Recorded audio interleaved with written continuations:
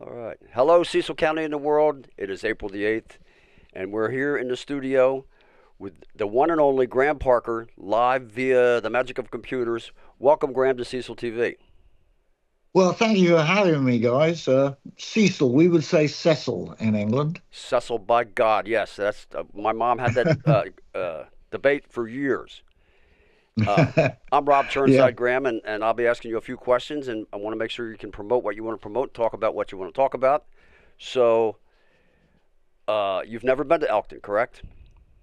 that's right, Rob. Never played that. It's a relatively new venue, you tell me, and it looks very good in pictures. So I'll be coming from City Winery in New York City on the 28th, 29th, Philadelphia City Winery, and then down to Elkton. So looking forward to playing this relatively new venue. It just looks good. I can tell it's. Yes, Elkton Music Hall is looking forward to having you. It's a great place, great owners. They bring great music in, such as yourself. And if you could, you know, there was a time in your life when you knew that music was going to be your life. When was that, and how did that happen? Um, well, I didn't know until I got a record deal when it was 1975, just about. I had no idea. I mean, I'd just been a working class boy with various jobs, four factories or so, and all that kind of menial work. Um, because I'm from the working class, a recipient of class system education, which generally punches a hole straight through people's brains and stops it right there. Somehow I overcame that, and I was just writing a lot of songs. I mean, I was always, it's the Beatles came out. That's it, really. When I Right. was 12, and the Rolling Stones and all the amazing beat groups. So finally, we didn't have to pretend we liked Elvis Presley. We actually had our own music. Basically, that's the start of everyone that I knew in the 60s. And we were always well aware of blues and folk and quickly, soul music, R&B, ska, because the Beatles appropriated, and the Stones, of course, all American, it all came from American blues and soul black musicians and R&B. So those groups all were playing that kind of stuff, and then they started to write. And so I messed around with a few kids, but I never, something Parker played in various failed back. No, I never did. I played with some kids, and we couldn't play the instruments, and didn't think that was really important. That it was looking like the Beatles or whatever. That was the important thing. So I didn't really put my full resources to it, but I knew I there was, I knew I was inventive and was always coming up with words, and wrote a song when I was like 12, sort of a sub Right. Beatles kind of thing. Um, and I drifted away from it a lot of times. When I was 15 and 16, it was all about going to these clubs where all these kids around my age would go and listen and dance to ska and Motown and Stax. It was a phenomenon, really, in the suburbs of England, because I was born in London, but only there 4 years. So I was in the suburbs in sort of country in the county of Surrey. It's only 35 miles down the road from London, which might as well have been a million years away. But it was, I always had a guitar, but, I just didn't take it seriously. It wasn't until I was in my 20s and I was flying the freak flag that I started to expand my horizons and sort of play a lot and write a lot of songs that you threw away pretty quickly because I rewrote better ones. And I just kept going like that until I found some kind of thread that was not, part of the freak culture so much, where which was fabulous. I mean, those progressive bands, those earlier ones, were unbelievably, instrumental in my learning process. But I somehow slipped back to when I was 15 and 16 and was inspired by soul R&B and more, sort of leaned more in that way and made my first album late in '75 after basically one demo radio play that my manager managed to acquire for me from a small station, Radio London, which I'd never even heard of in the suburbs. And this hip guy, Charlie Gillette, played it, and a record company guy phoned up from the basic thing was it was called Philips at the time, which became, I think, Universal, and it was Phonogram Records, and it was on the Vertigo imprint. So there I was in 1976 with my first album out in April, and it seemed to click with quite a few writers who have been waiting for something that wasn't, the wrong end of progressive rock, which was a lot of dirge-like stuff, people dressed in denim suits with long black or blonde hair. It had, all styles or genres degrade pretty quickly, generally. So I'd basically moved to the past to go forward. And so there I made 2 albums in the first year. I didn't realize I could have, when I made the first album, it's like your whole life is there. Sort of distilled into the best songs I could possibly write. And then my manager said, yeah, let's try and come up with another one quickly. I had nothing, but all I had was bits and pieces of old stuff. So I scrambled a bit and sort of dragged a few of those bits, kicking and screaming, to the surface and restyled them. And along the way wrote some new songs. And 6 months later, I had this material. And, well, it was out 6 months later, Heat Treatment. So basically, that was pretty much my beginnings right there.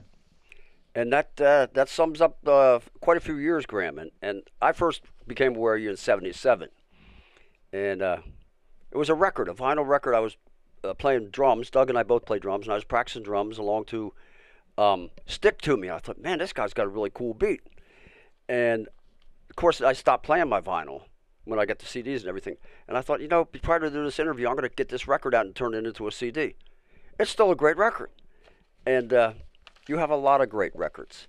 You were with the Rumour pretty much early on, right? Well, yes, they were my first band of any professional credibility and experience, and they could, So they were. We did 5.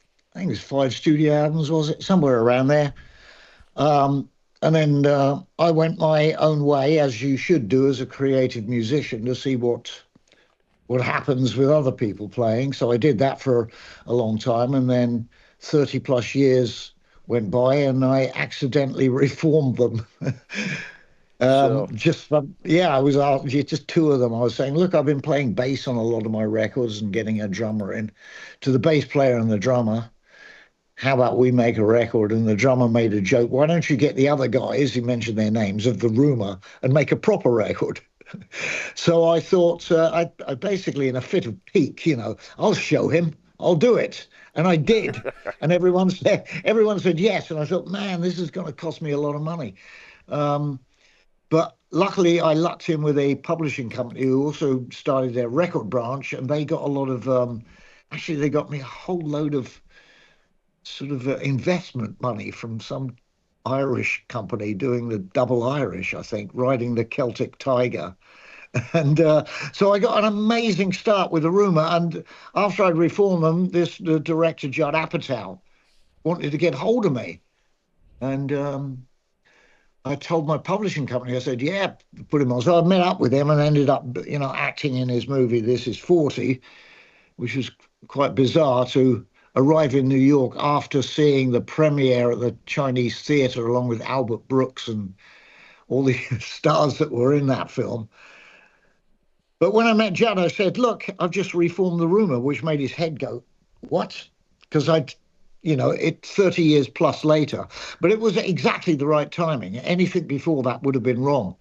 So that was a pretty amazing experience. But so we made 2 albums. We made 2 albums and revival albums, and then did loads of touring, and then realized, okay, we've done this. That's it.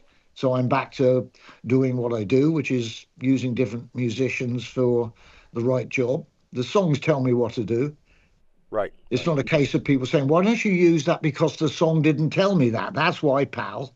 I know what I'm doing. I've been around the block, okay?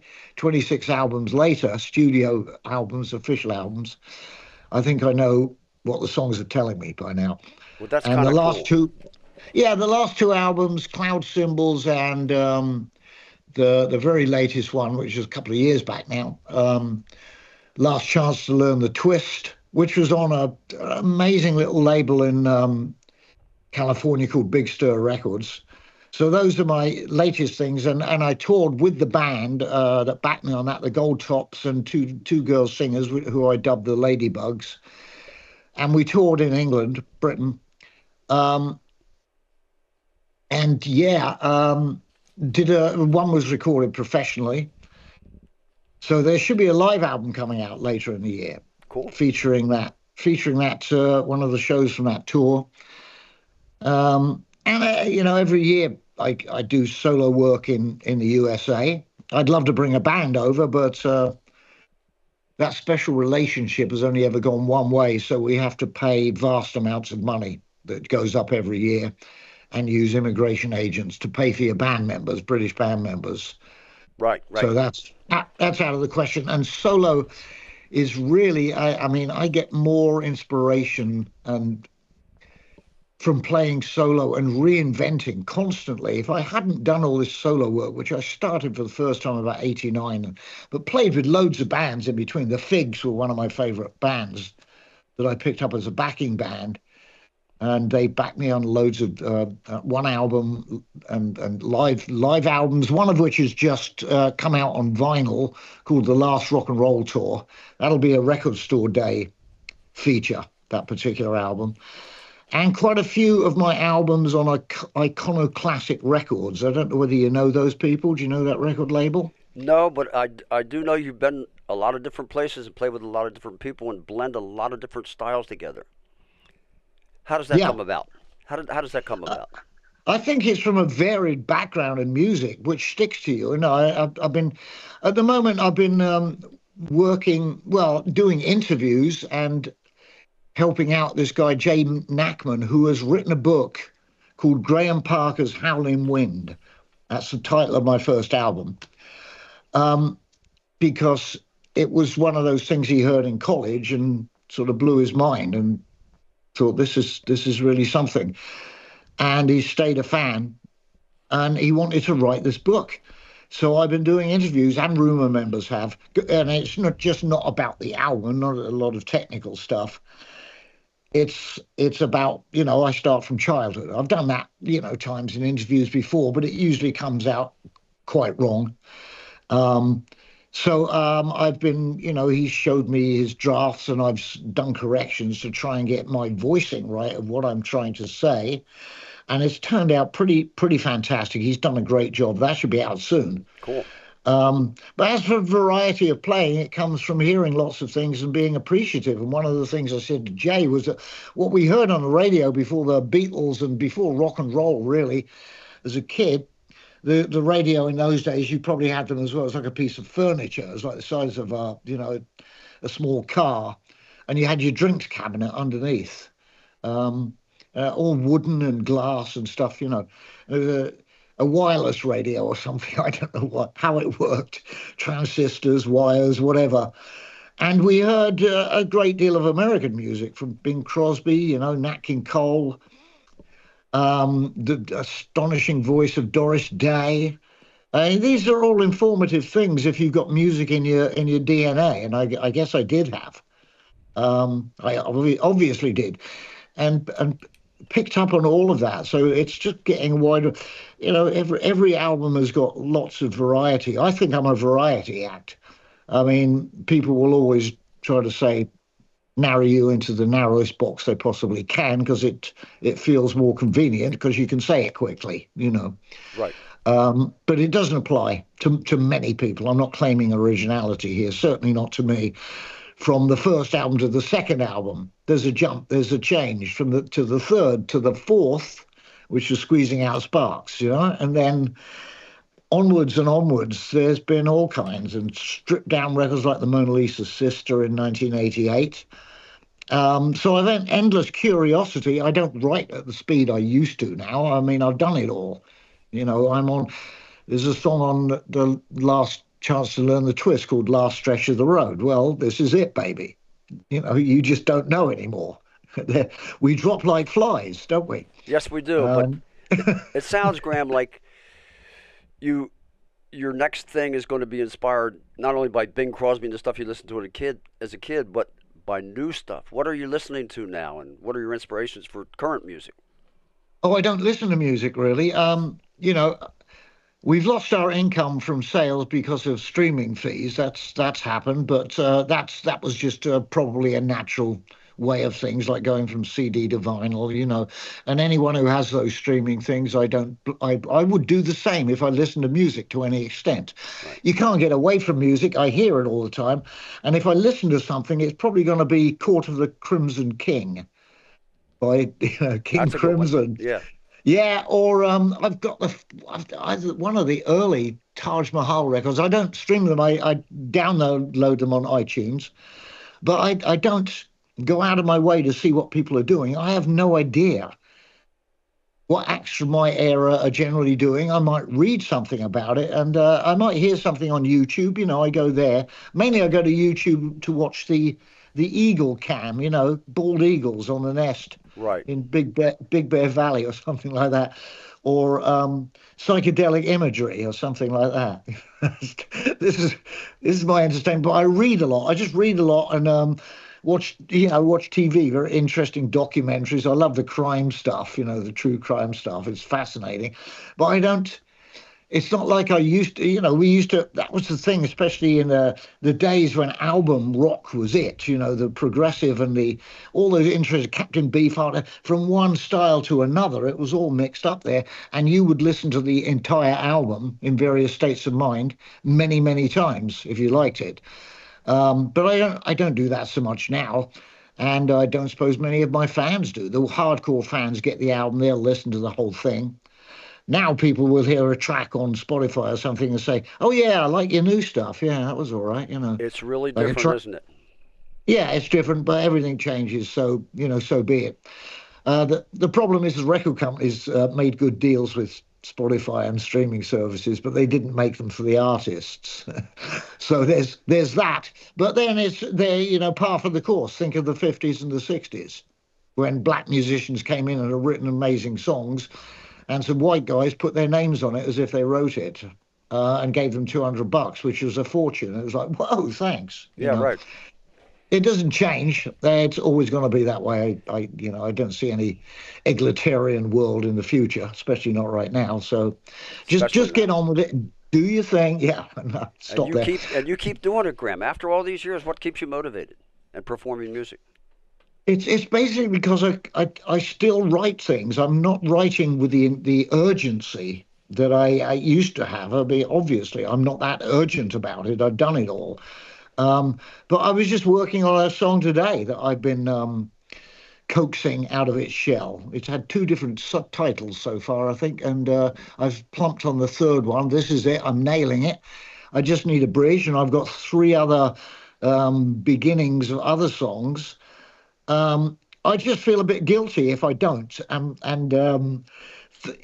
still doing the same thing. I wake up in the middle of the night and walk out to where my guitar is, possibly naked. Not a pretty sight, I'm telling you, but and with a guitar, and I'll play something and just jot it down on the iPhone, on the memo thing, and get up the next day and see potential in it or not.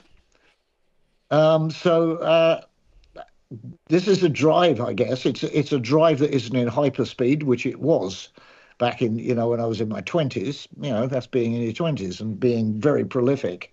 And there's that music in your DNA, I guess, too. It's in the DNA, yeah, and you have it as well, I'm sure. You Yeah. love music, and it's all there.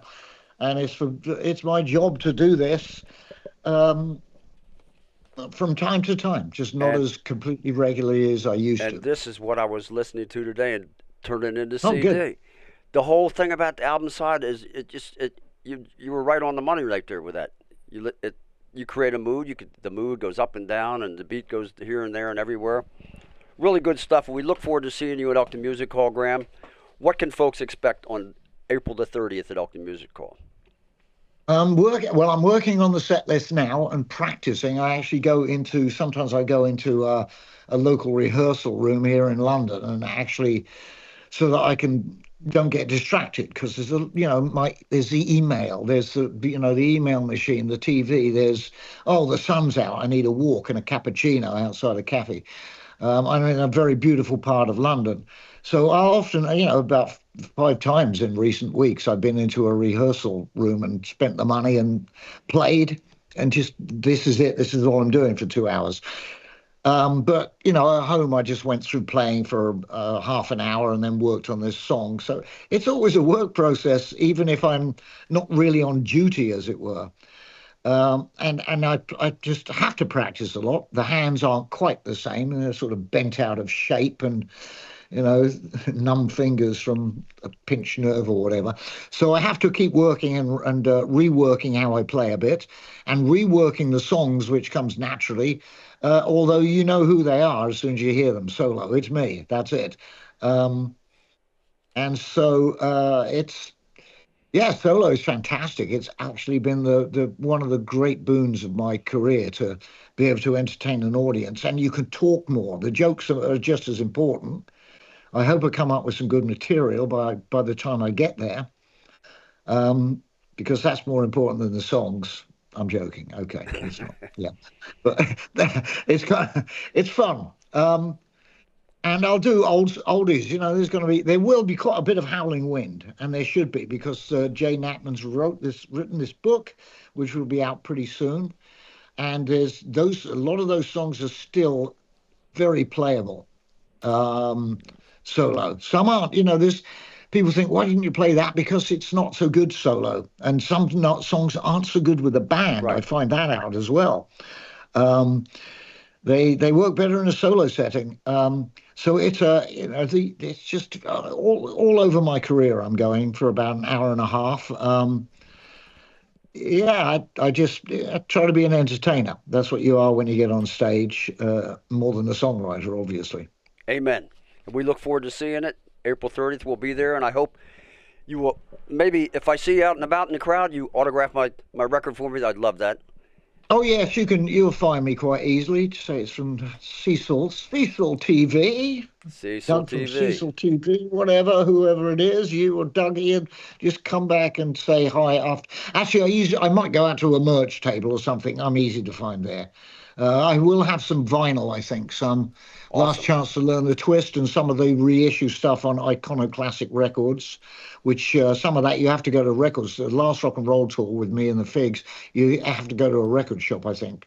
The copies are all there at the moment. So hopefully I'll have a few of those. But yeah, it'd be great to be down there again in this nice looking venue. Thank you, guys. Thanks for the shout out here. Thank you for taking the time, Graham, to talk with us.